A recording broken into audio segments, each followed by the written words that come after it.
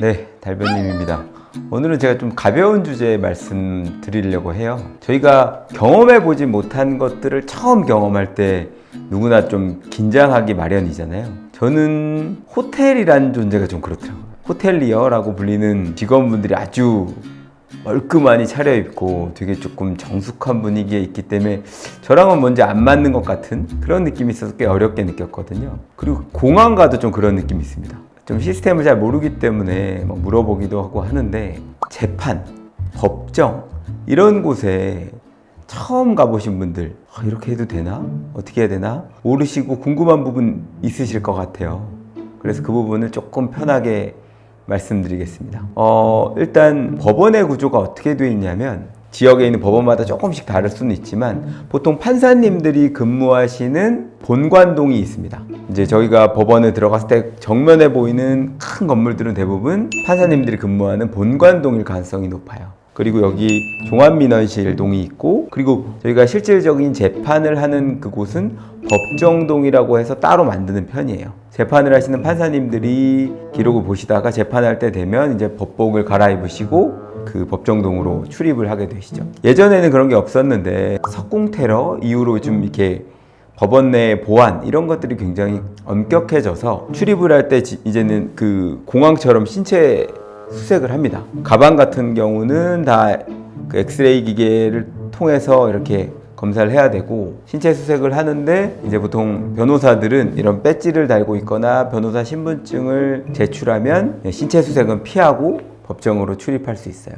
이제 법정에 가면은 이렇게 재판 진행에 관한 이렇게 화면이 있습니다. 몇 시 재판, 이 사건이 진행 중이고 어떤 사건은 변경되었고 진행 예정이다, 이렇게 표시가 되어 있어요. 이런 표시가 없는 경우는 종이로 이렇게 기재가 되어 있습니다. 통상적으로는 시차제라고 해서 예를 들어서 2시에 재판 한 10개를 몰아놓는다. 그럼 재판 한 번 하는데 뭐 짧으면 5분 걸리고 10분이 걸릴 수 있는데, 그러면 순서에 따라서 어떤 사람은 2시에 딱 맞게 왔는데 한 2시 50분? 3시가 다 돼서야 재판을 할 수도 있잖아요. 그렇기 때문에 가급적이면 그런 기다리는 시간을 최소화하기 위해서 시차제라고 해서 그 한 10분에서 15분 요 사이를 두고 재판들을 이렇게 순서대로 적어 놓습니다. 그러면 2시 15분 재판인 경우에는 딱 15분까지만 가면 큰 문제는 없거든요. 그래서 법정에 들어갈 때는 그 진행되는 상황을 보고 들어가면 되는데, 처음 오신 분들 그거 많이 물으시더라고요. 안에서 들어오라고 부르나요?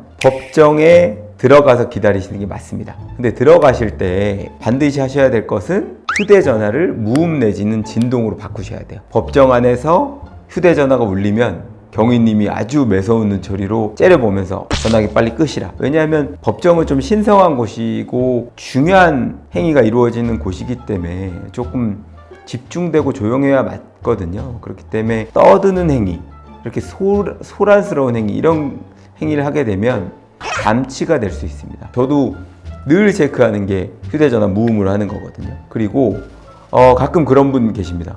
모자 쓰고 오시는 분. 법정 방청을 하는 건 괜찮지만 민사소송이든 형사소송이든 당사자로 재판을 할 때는 모자를 쓰지 않으시는 게 좋습니다. 형사재판을 할 때는 당사자 본인의 얼굴을 확인해야 되기도 하고, 이게 이제 판사 개인의 권위라기보다는 공정하게 집행돼야 될 법, 그리고 사법부에 대한 존중, 이런 것이 있기 때문에 그런 것들을 조금 벗는 것이 좋다라고 생각합니다. 또 복장과 관련돼서 뭐 복장에 대한 큰 제한은 없는 것 같아요. 다만 너무 조금 보기에 불편한 옷들 있잖아요. 막 속옷만 입고 간다거나 팬티만 입고 들어간다거나 막 소리 나는 슬리퍼, 그런 것들을 신고 들어가면 눈치가 보이죠. 판사님들도 그 더운 날에 법복을 다 챙겨 입고 오십니다. 변호사들은 정해진 바는 없지만 통상적으로 이런 정장, 넥타이까지를 좀 해야 됩니다. 요새는 넥타이를 안 하시는 변호사님도 꽤 계신 것 같아요. 근데 그걸 두고 재판부에서 왜 넥타이 안 했냐 이렇게 지적하지는 않지만, 그래도 조금 넥타이를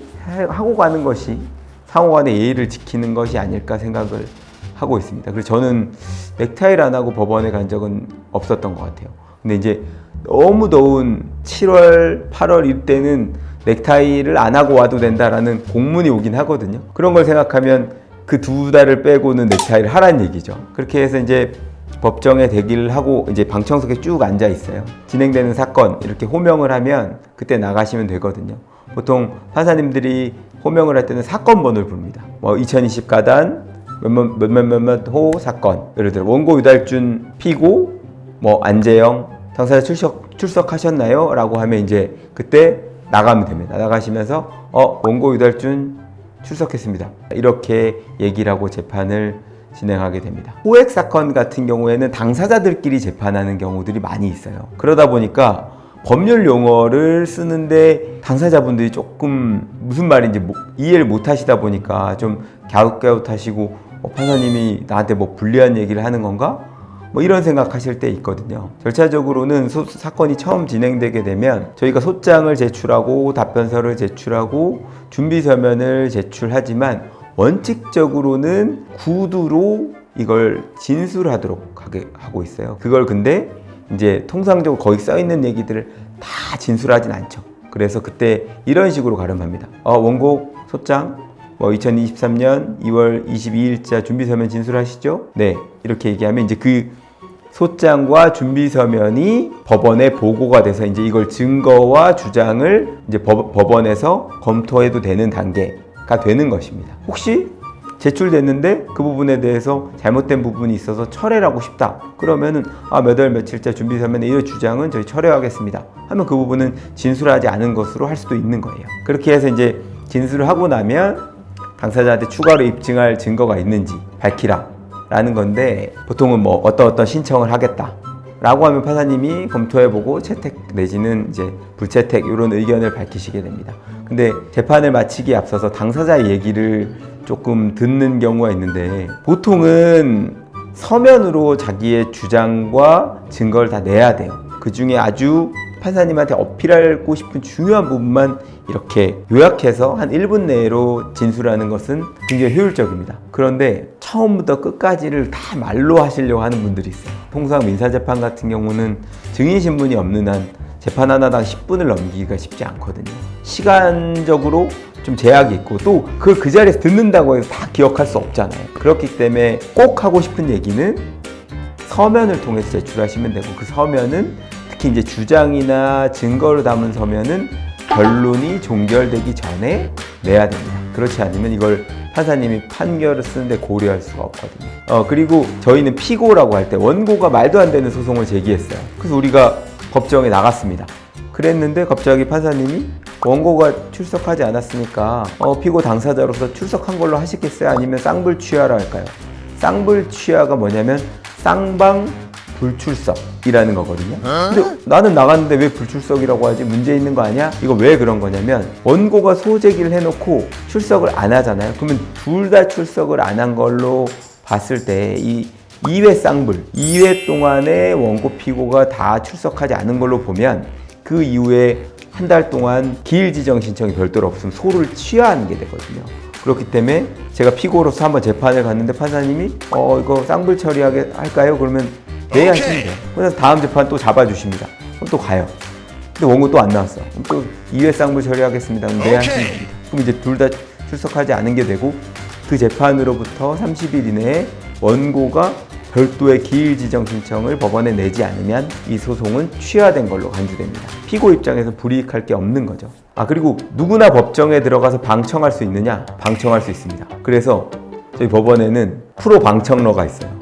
그분은 딱 오셔가지고 재판 진행되는 재판부 그리고 사건 이제 명 이런 거 보고 계속 재판에 다니십니다. 민사재판 가셨다, 형사재판 가셨다가 법원에서 유명하신 분이에요. 판사님도 다 아실 거예요. 그래서 법정 방청은 제한되지 않는데 다만 사건의 성격상 비공개 심리가 필요한 경우 소년보호 사건이라든지 성폭력 사건에 있어서 증인신문 이런 경우들은 예외적으로 비공개 결정을 하면 방청이 안 되지만 그런 경우를 제외하고는 법정 방청을 얼마든지 할 수 있거든요. 그렇기 때문에 법원에서 어떻게 재판을 진행하는지 궁금하신 경우에는 아까 말씀드린 것 같이 옷차림과 소음 부분만 유념하시면 어떤 재판부에 가서도 보시면 됩니다. 근데 통상적으로 오전 재판은 조금 증인신문은 오랜 시간이 걸리기 때문에 오전에는 잘 하지 않고요. 형사재판이든 민사재판이든 통상적인 증인신문은 오후에 많이 진행됩니다. 일반인 입장에서 알기 좀 어렵고 궁금해하실 만한 부분들을 이렇게 간단히 말씀드렸는데, 이와 관련돼서 좀 궁금하신 부분이 추가적으로 있으시면 댓글 남겨주세요. 그러면 제가 다음 영상을 통해서 소개시켜 드리도록 하겠습니다. 하여튼 오늘 영상은 이렇게 간략히 마치기로 하고, 다음에는 더 재밌고 유익한 영상 준비해서 돌아오겠습니다. 고맙습니다.